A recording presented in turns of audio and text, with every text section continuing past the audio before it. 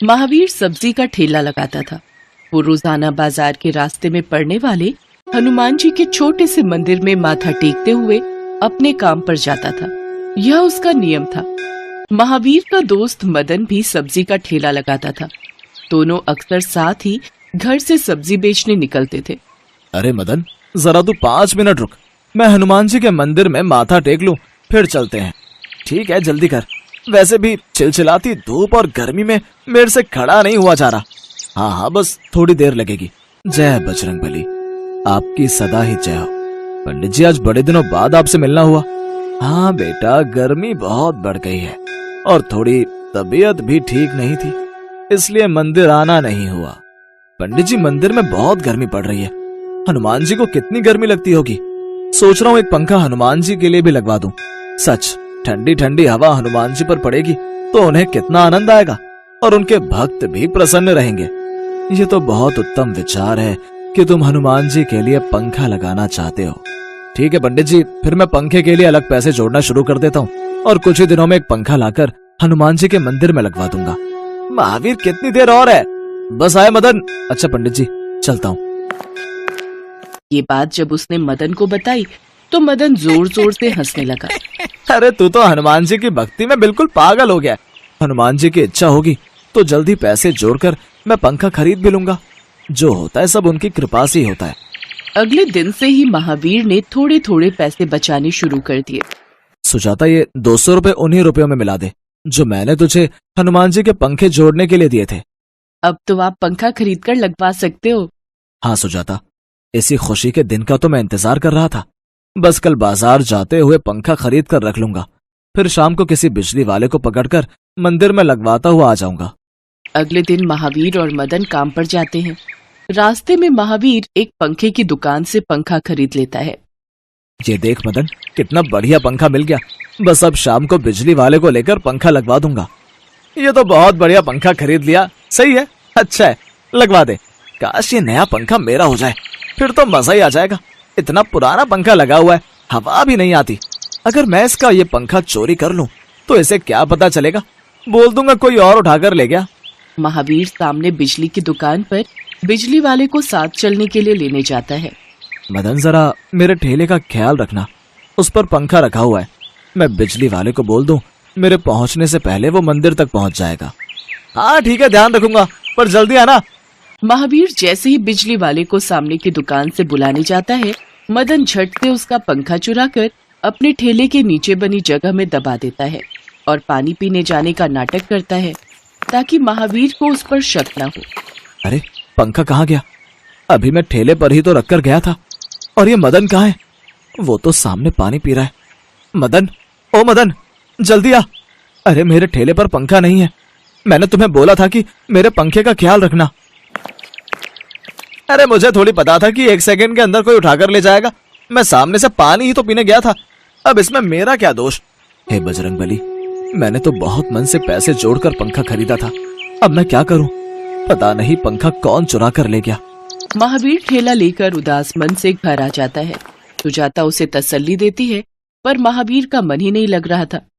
उसे पंखा चोरी होने का बहुत दुख था। उधर मदन पंखा लेकर घर पहुंचता है। अरे वाह, अब आएगा मजा। अभी कुछ दिन का सब्र करता हूँ, कहीं महावीर ना आ जाए और वो नया पंखा लगा देख लेगा तो उसे शक होगा। सरोज, ये पंखा वहाँ पलंग के नीचे रख दे। अभी मदन अपनी पत्नी सरोज से बात कर ही रहा था कि उसके घर पुलिस आ जाती है। साथ में एक व्यक्ति भी मौजूद था। इंस्पेक्टर साहब, इसने मेरी दुकान से पंखा चुराया। वो देखिए, वो रहा पंखा। मैंने आपको सही जानकारी दी थी, इसे गिरफ्तार कर लीजिए। आप ठीक कह रहे हैं मिस्टर हनुमत। हवलदार, इसे गिरफ्तार कर लो। चलो, तुम्हें चोरी के जुर्म में हम गिरफ्तार करते हैं। पर मेरी बात तो सुनिए इंस्पेक्टर साहब, मैंने इनकी दुकान से कोई पंखा नहीं चुराया। मैं तो इन्हें जानता तक नहीं। मेरी बात का विश्वास कीजिए। इंस्पेक्टर साहब, ये ऐसे नहीं मानेगा, इसे जेल में डालना ही पड़ेगा। अच्छा, इससे कहो कि ये इस पंखे का बिल दिखाए जहां से इसने खरीदा है। अचानक महावीर भी वहां पहुंच जाता है और अपना पंखा मदन के घर देख लेता है। मदन, तुमने मेरा पंखा चुराया? इंस्पेक्टर साहब, ये पंखा तो सुबह चोरी हो गया था। मुझे तो किसी व्यक्ति ने कहा कि मदन ने मुझे जल्दी घर आने को कहा है।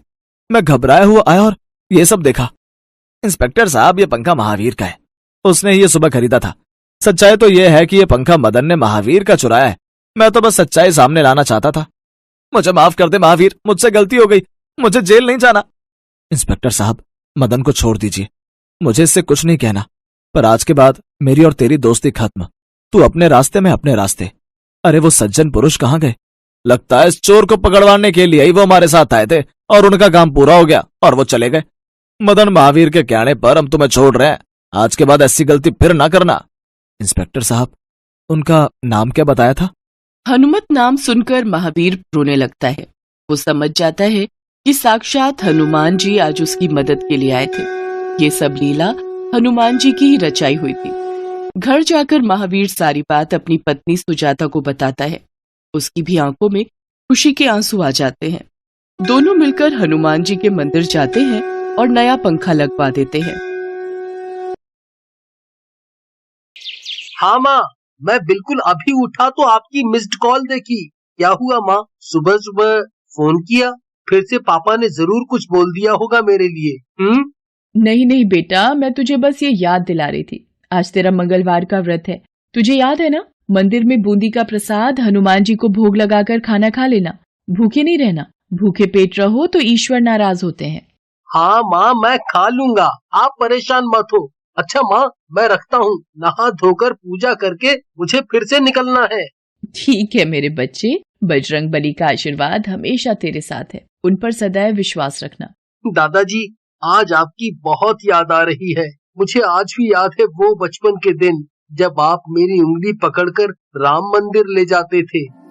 दादाजी, क्या हनुमान जी भगवान राम के बहुत बड़े भक्त हैं? हाँ रवि बेटा, हनुमान जी भगवान राम के सच्चे भक्त होने के साथ उनके सच्चे मित्र भी हैं। जिस तरह से राम जी हनुमान के बिना नहीं रह सकते, उसी तरह से हनुमान जी भी राम जी के बिना नहीं रहते। फिर तो मैं राम जी के साथ साथ हनुमान जी की भी पूजा करूंगा, और जैसे हनुमान जी राम जी के सच्चे भक्त हैं, मैं हनुमान जी का सच्चा भक्त बनूंगा। ठीक है मेरे बच्चे। हे बजरंग बली, मेरे पोते पर सदैव अपना आशीर्वाद बनाए रखना। जय श्री राम, जय बजरंग बली। जय श्री राम, जय बजरंग बली, जय बजरंग बली। आपकी सदा ही जय हो। मैं आज फिर नौकरी ढूंढने जा रहा हूँ, मेरी सहायता करना प्रभु। रवि ने डॉक्टरी की पढ़ाई की थी। इंटर्नशिप करने के बाद अब वो नौकरी ढूंढ रहा था। वो चाहता था कि उसकी नौकरी किसी अच्छे हॉस्पिटल में लग जाए, इसीलिए वो रोजाना अलग अलग अस्पतालों में नौकरी के लिए जाया करता था।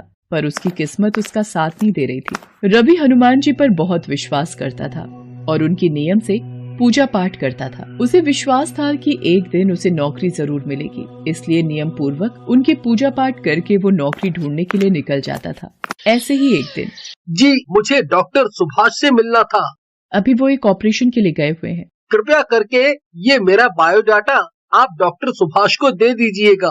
मेरी उनसे फोन पर बात हो गई थी। ठीक है, आप यहाँ रख दीजिए, मैं दे दूंगी। पता नहीं कब तक ये लोग फोन पर बताएंगे।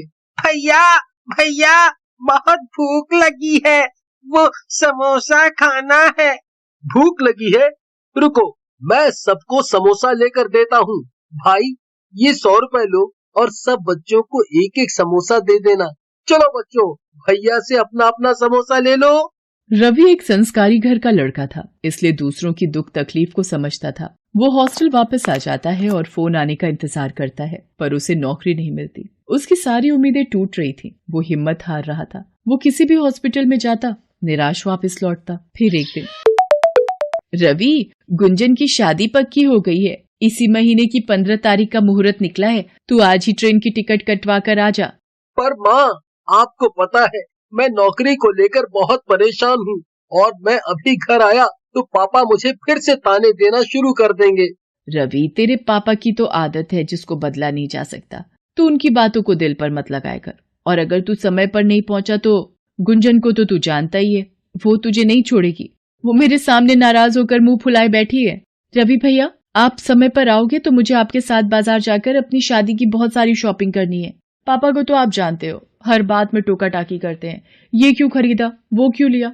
ठीक है, मैं कल शाम तक घर पहुँचता हूँ।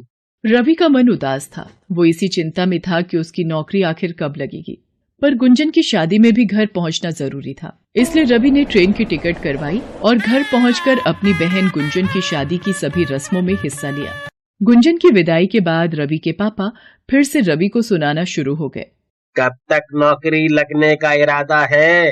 मुझे समझ नहीं आ रहा, तुम्हारी नौकरी अब तक लग क्यों नहीं पाई है? तुम्हारे साथ का राजी दिल्ली में ही एक बड़ा सर्जन डॉक्टर है। तुम दोनों ने एक साथ ही तो पढ़ाई की थी। माँ, मैं वापस हॉस्टल चला जाता हूँ। मैं अपना सामान पैक करने जा रहा हूँ। सुनो जी, इतने वक्त बाद रवि वापस आया है, कुछ दिन और रुक जाता। अब उसकी नौकरी नहीं लग रही तो उसमें उसकी क्या गलती है? आप विश्वास रखो, उसने इस डॉक्टरी की पढ़ाई के लिए बहुत मेहनत की है और एक न एक दिन उसकी अच्छी नौकरी जरूर लग जाएगी। रवि वापस शहर आ जाता है और मन ही मन बहुत दुखी होता है। हे बजरंगबली, आप तो अपने भक्तों की सारी परेशानियों को दूर करते हो।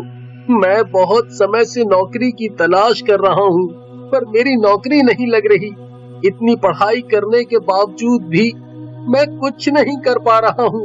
मैं जिस भी हॉस्पिटल में जाता हूँ, निराश ही लौट आता हूँ। बजरंगबली, आप तो भगवान राम जी के भक्त हो, आपको उनका वास्ता। यदि मैंने सच्चे हृदय से आपकी पूजा की है तो आज मेरी नौकरी जरूर लग जाएगी, वरना मैं सोचूंगा कि मेरी किस्मत में डॉक्टर बनना लिखा ही नहीं था और शायद मेरी पूजा में कोई कमी रह गई होगी। रवि निराश मन से भगवान बजरंगबली के सामने हाथ जोड़कर विनती कर ही रहा था कि तभी उसके मोबाइल पर घंटी बजी। जी, मैं रवि बोल रहा हूँ। क्या? जी, मैं अभी पहुँच रहा हूँ। हे बजरंगबली, आपकी जय हो। डॉक्टर रवि, आपकी नौकरी पक्की हो गई है। हमारे हॉस्पिटल को आप जैसे होनहार डॉक्टर की बेहद जरूरत है। उन्होंने काफी तारीफ की आपकी, तो मैंने भी उनकी बात पर गौर किया। मेरी नौकरी की सिफारिश किसने की? ये किसकी बात कर रहे हैं? सर, मैं कुछ समझा नहीं। कौन आया था आपके पास? उन्होंने अपना नाम हनुमान सिंह बताया था। लंबे चौड़े हुष्ट पुष्ट कदकाठी के थे वो। कुछ अलग ही बात थी उनकी आवाज में। मैं अभी तक नहीं भूल पाया हूँ उनके व्यक्तित्व को। फिर जब उन्होंने आपके बारे में तारीफ की तो मुझे लगा कि जरूर आप में कुछ बात होगी डॉक्टर रवि। साथ ही वो ये भी कह रहे थे कि वो आपको काफी अच्छे से जानते हैं। तो ठीक है डॉक्टर रवि, कल से आप इस हॉस्पिटल में ड्यूटी ज्वाइन कर लीजिए। थैंक यू डॉक्टर सुभाष, मैं कल से ही अपनी ड्यूटी ज्वाइन करता हूँ। रवि की आंखों में खुशी के आंसू थे। वो हॉस्पिटल से सीधा हनुमान मंदिर पहुंचा और हनुमान जी की मूर्ति के आगे सिर झुकाकर उन्हें धन्यवाद करने लगा। हे बजरंगबली, आपने तो मेरी सारी विपदाएं हर ली। आपके नाम में बहुत शक्ति है। मैंने आज आपकी शक्ति का प्रमाण देख लिया। प्रभु, आप साक्षात मेरे लिए सिफारिश लेकर आए थे। आपने मुझे धन्य कर दिया प्रभु। आपने अपने भक्त की झोली खुशियों से भर दी। जय श्री राम, जय बजरंगबली। रवि फोन पर सारी बात अपनी माँ को बताता है। जब वो ये सब सुनती है तो वो भी बहुत खुश होती है। रवि के पिता भी अब रवि से अपने व्यवहार के लिए दुखी होते हैं। रवि, मैंने तुम पर विश्वास नहीं किया और देखो, ईश्वर ने तुम्हारे विश्वास को बनाए रखा। तुम्हारा बजरंगबली पर विश्वास जीत गया। पापा, मैं जानता हूँ आप मेरी वजह से ही परेशान थे, पर अब परेशान होने की कोई आवश्यकता नहीं है पापा। अब हनुमान जी की कृपा से मेरी नौकरी पक्की हो गई है और मैं खूब मेहनत करके एक अच्छा डॉक्टर बनूंगा और सब मरीजों की सेवा करूंगा। और मैं आपसे जल्दी ही मिलूंगा पापा, जल्दी। कहते हैं विश्वास की नींव बहुत पक्की होती है। प्रभु का ध्यान करके सच्ची लगन से यदि कोई कार्य किया जाए तो वो कार्य सदैव सफल होता है। कहा जाता है भगवान भक्त के वश में होते हैं। यदि उनको सच्चे हृदय से याद किया जाए तो वो हमारी मदद को